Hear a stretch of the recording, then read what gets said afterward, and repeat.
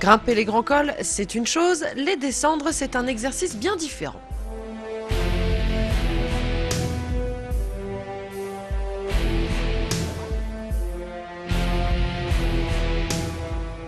L'art de la descente, c'est un bien grand mot. Il y a des garçons qui sont innés et qui savent descendre très bien. On a souvent des très bons descendeurs, on retrouve souvent des très bons sprinteurs.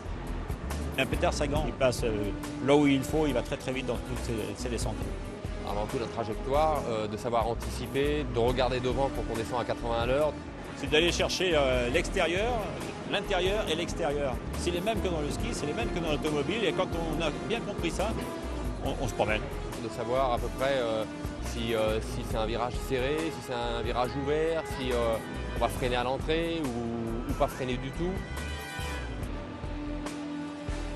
Il ne faut pas avoir peur, il faut avoir le sens de l'équilibre et peut-être un atout supplémentaire, le centre de gravité qui est très bon par rapport à la bicyclette.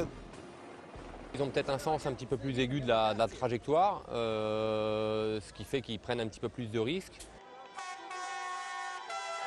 Et il faut surtout être un peu kamikaze. Il est tombé sur le côté gauche dans cette épave. Il ne faut pas avoir peur et c'est sûr qu'il faut prendre quelques risques pour essayer de grappiller du temps. Certains sont bons pour grimper, d'autres bons pour la descente et c'est un travail d'équipe de se soutenir sur les deux fronts, de faire attention les uns aux autres.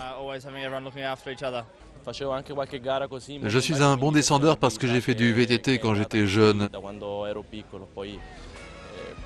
J'apprends un peu plus chaque année, mais il n'y a pas d'entraînement spécifique. C'est avant tout l'expérience qui compte pour s'améliorer.